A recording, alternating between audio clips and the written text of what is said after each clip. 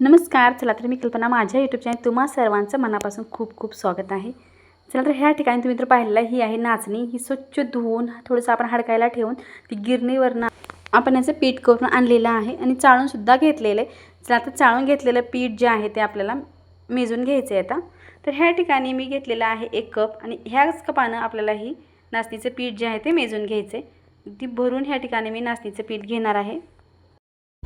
नाचणीचं पापड म्हणलं की सर्वांना कोडं पडतं, खूप अवघड वाटते, पण इतकी सोपी पद्धत आहे. तुम्ही जर बघितलात तर नक्कीच बनवाल. इतक्या सोप्या पद्धतीने दाखवणार आहे. तर ह्या ठिकाणी एक भांडं घेतलेलं आहे, 1 कप पीठ घेतलं आहे. त्या 1 कप पिठासाठी आपण ह्या ठिकाणी 1.5 कप पाणी घेतलेलं आहे आणि 1 पळी इतकं ह्या ठिकाणी मी आता तांदळाचं पीठसुद्धा वापरणार आहे. तुम्हाला आवडत असेल तर वापरा, नाही वापरलं तरीसुद्धा चालते, पण अगदी छान कुरकुरीत पापड होतात आणि छान खुसखुशीत खायलासुद्धा खमंग लागतात. त्यामुळं आपल्याला ह्या ठिकाणी 1 पळी तांदळाचं पीठ जे आहे ते वापरायचं आहे आता. तर ह्या ठिकाणी 1 पळी आपण तांदळाचं पीठ टाकून घेतलेलं आहे आणि मिक्स करून घ्यायचं आहे. त्या अगोदर आपण 1 चमचा पापडखार घातलेला आहे आणि अर्धा चमचा इतकं मीठ टाकलेलं आहे, ते सुद्धा मिक्स करून घ्यायचं आहे. जास्त आपल्याला शिजवायची गरज पडत नाही किंवा हलवत राहायची गरज नाही. फक्त ह्या ठिकाणी आपण मिक्स करून घेतलेलं आहे पाण्यामध्ये. आता हे मिक्स केलेलं काय करायचं आहे आपल्याला, तर इतकी आपण कन्सिस्टन्सी ठेवलेली आहे, घट्ट पातळ आपल्याला जास्त फरक पडत नाही. तर ह्या ठिकाणी 1 ग्लास पाणी आपण कुकरमध्ये टाकलेलं आणि त्यामध्ये स्टँड ठेवले आणि त्यामध्ये आपल्याला हे भांडं ठेवून द्यायचे.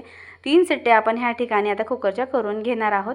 अगदी सोपी पद्धत आहे ना, कुणालाही फर्स्ट टाईम नंतर बिघडणार नाही, कारण कुकरमध्ये आपल्याला हे पीठ शिजवून घ्यायचं आहे. जास्त आमचाम करायची काहीच गरज नाही. तर 3 शिट्ट्या झालेल्या आहेत. तर ह्या ठिकाणी पीठ जे आहे ते व्यवस्थित शिजलेलं आहे, अगदी मऊसर झालेलं आहे. पापड बनवण्यासाठी पीठ जे आहे ते आपलं छान तयार झालेलं आहे. आता एका ताटामध्ये आपण थोडंसं 1 थेंबर तेल लावून घेतलेलं आहे, जास्त चिकटणार नाही यासाठी. आपण आता पूर्ण पीठ जे आहे ते ताटामध्ये काढून घ्यायचं आहे. काढून घेतल्यानंतर तुम्ही एखादी पॉलिथिन घेऊ शकता, पण अगदी मी ताटामध्येच घेतलेलं आहे. जास्त आपल्याला पीठ नसल्यामुळे ताटातच आपण हे मळून घेऊ शकतो. खूप जास्तीच्या क्वांटिटीने बनवतं तुम्ही एखादी पॉलिथिन मोठी घेऊन त्यामध्ये टाकूनसुद्धा हे पीठ छान मऊ करून घेऊ शकता. तर ह्या ठिकाणी पूर्ण पीठ आता ताटात टाकून द्यायचं आहे.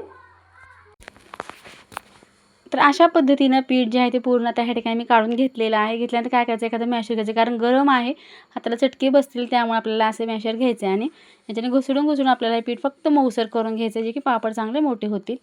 तर ह्या ठिकाणी अशा पद्धतीने मळून घेईन आता.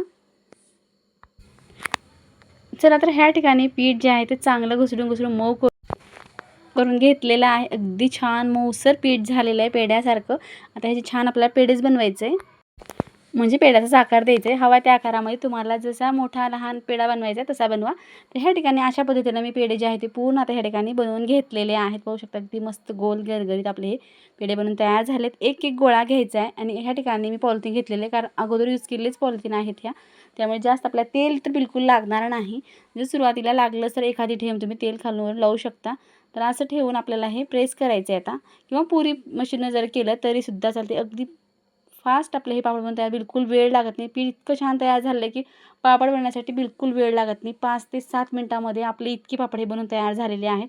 थोडंसं जाड जर वाटलं तर तुम्ही लाटण्यानं असं पातळ केलं तरीसुद्धा चालते, बिलकुल मोडत नाहीत. तर तुम्हाला मी पापड टाकूनसुद्धा दाखवेन की पापड कसं निघतात आणि वाळल्यानंतर किती पट फुलतात आणि किती खुसखुशीत खमंग पापड बनवून तयार होतात. तर ह्या ठिकाणी अशा पद्धतीने पापड तर ह्या ठिकाणी बनवून घेतलेले. तर खूप गोल आकारात हवा असेल तर असं एक प्लेट घ्या आणि थोडंसं वरून प्रेस करा, अगदी छान गोल गरगरीत पापड बनवून तयार होईल. पण मी जास्त गोल आकारात बनवत बसणार नाही, मी तुम्हाला एकच दाखवले. मी हवे त्या आकारामध्येच टाकणार आहे आता. चला तर पापड आता आपल्याला काढून मोठ्या पॉलिथिनवर आपल्याला वाळण्यासाठी टाकायचं आहे आता. तर हे पापड मी घरातच बनवत आहे, फॅन खालीच टाकणार आहे आता. तर अशा पद्धतीने थोडंसं प्रेस करून आपल्याला हे पापड पूर्ण जे आहे ते पॉलिथिनवर टाकून द्यायचे. अगदी पटकन पापड निघतात, बिलकुल तेल जास्त वापरायची गरज नाही. तर तुम्ही तर आता पाहिले पापड कसं बनवायचं, अगदी न शिजवता न घाटता आपण हे पीठ पटकन कुकरला ठेवून हे शिजवून घेतलेले आणि अगदी छान पापड आपले तयार झालेले आहेत. पाहू शकता 1 कप पिठामध्ये इतके पापड बनवून तयार झालेले आहेत. तुम्हाला सुद्धा पापड पाहिल्यानंतर वाटलं असेल की अगदी सोपी पद्धत आहे आणि करण्यासाठी सहज कोणालाही जमणारी आहे. तर 1 दिवसाकरता कडकडीत उन्हाला आपण हे चांगले वाळवून घेतलेले आहेत आणि छान कुडूम वाळलेले आहेत. आता कडकडीत तेलामध्ये आपण पापड टाकलेले, अगदी छान पापड फुललेला आहे. तेल खूप जास्त तापलेलं, गॅस मीडियम केलेला आहे आता.